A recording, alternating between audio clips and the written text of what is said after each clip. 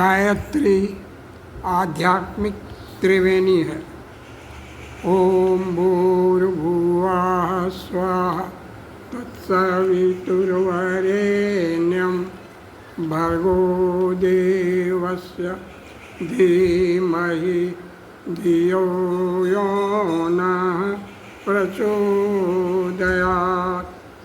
गायत्री को आध्यात्मिक त्रिवेणी कहा गया है। गंगा यमुना के मिलने से एक अदृश्य सूक्ष्म एवं अलौकिक दिव्य सरिता का आविर्भाव होता है, जिसे सरस्वती कहते हैं। गंगा यमुना और सरस्वती का सम्मिलन त्रिवेणी कहलाता है। त्रिवेणी होने के कारण ही प्रयाग को तीर्थराज कहा गया है। सब तीर्थों का राजा माना गया है। इसी प्रकार आध्यात्मिक जगत की त्रिवेणी गायत्री है। इसके तीनों अक्षर संकेत रूप में इसी प्रकार के त्रिगुणात्मक सम्मेलन का रहस्योद्घाटन करते हैं। गा पहला अक्षर गंगा का बोधक है। यह दूसरा अक्षर यमुना का संकेत करता है। तीसरा अक्षर त्रिवेणी का अस्तित्व बताता है। त्रयी शक्ति में कितने ही त्रिक घुसे हुए हैं।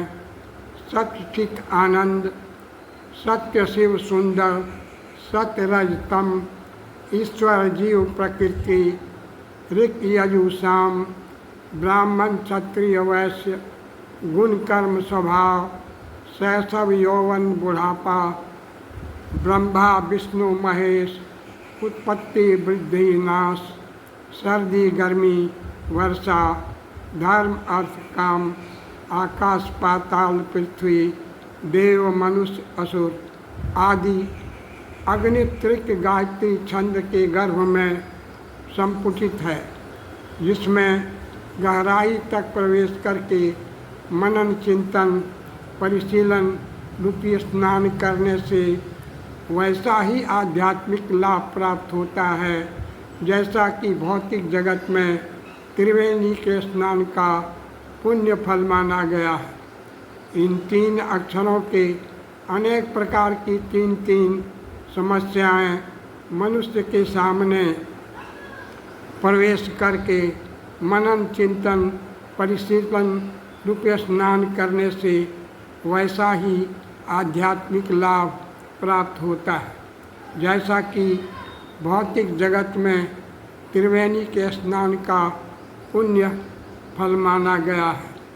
इन तीन अक्षरों के अनेक प्रकार की तीन समस्याएं मनुष्य के सामने उपस्थित की गई हैं, जिनका भली प्रकार अवगाहन करने से जीवन मुक्ति के परम फल को प्राप्त किया जा सकता है। त्रिवेणी की तीन धाराएं देखने में बड़ी दुस्तर, भयंकर, विशाल और अगाध दिखाई पड़ती हैं। इसी प्रकार से गायत्री में जो समस्याएं सिमटी हुई हैं, वे काफ़ी प्रतीत होती हैं, पर त्रिवेणी की जलधारा में प्रवेश करके स्नान करने से भय दूर हो जाता है और शांतिदायक शीतलता प्रफुल्लता प्राप्त होती है। वैसे ही गायत्री में सन्निहित समस्याओं का चिंतन मनन और अवगाहन करने से ऐसे तत्वज्ञान की प्राप्ति होती है जो सतपथ की ओर प्रेरित करता है और शाश्वत शांति एवं परमानंद के द्वार तक पहुंचा देता है। गायत्री निसंदेह आध्यात्मिक त्रिवेणी है। उसे तीर्थराज ही समझना चाहिए, क्योंकि उसमें सन्निहित तत्व ज्ञान अति सरल, सुबोध, सुगम, सीधा और स्थायी सुख शांति प्रदान करने वाला है। गायत्री की महिमा अनंत है।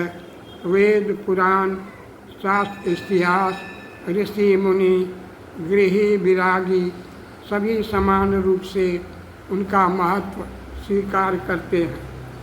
उसमें हमारे दृष्टिकोण को बदल देने की अद्भुत शक्ति है। अपनी उल्टी विचारधारा भ्रांत मनोभूमि यदि सीधी हो जाए, हमारी इच्छाएं, आकांक्षाएं, विचारधारा, भावनाएं यदि उचित स्थान पर आ जाए तो यह मनुष्य देव योनि से बढ़कर और यह भूलोक सुरलोक से बढ़कर हर किसी के लिए आनंददायक हो सकता है। हमारी उल्टी बुद्धि ही स्वर्ग को नरक बनाए हुए है।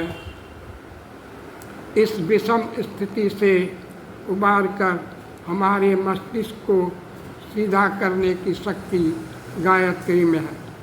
उस शक्ति का उपयोग करता है, जो उस शक्ति का उपयोग करता है वह विषय विकारों, भ्रांत विचारों, दुर्भावों के भवबंधन से छूटकर जीवन से के सत्य और सुंदर रूप का दर्शन करता हुआ परमात्मा की शाश्वत शक्ति को प्राप्त करता है। इसलिए वेद माता गायत्री को महामहिमामयी कहा गया है। गायत्री महात्म अनंत है। धन्यवाद।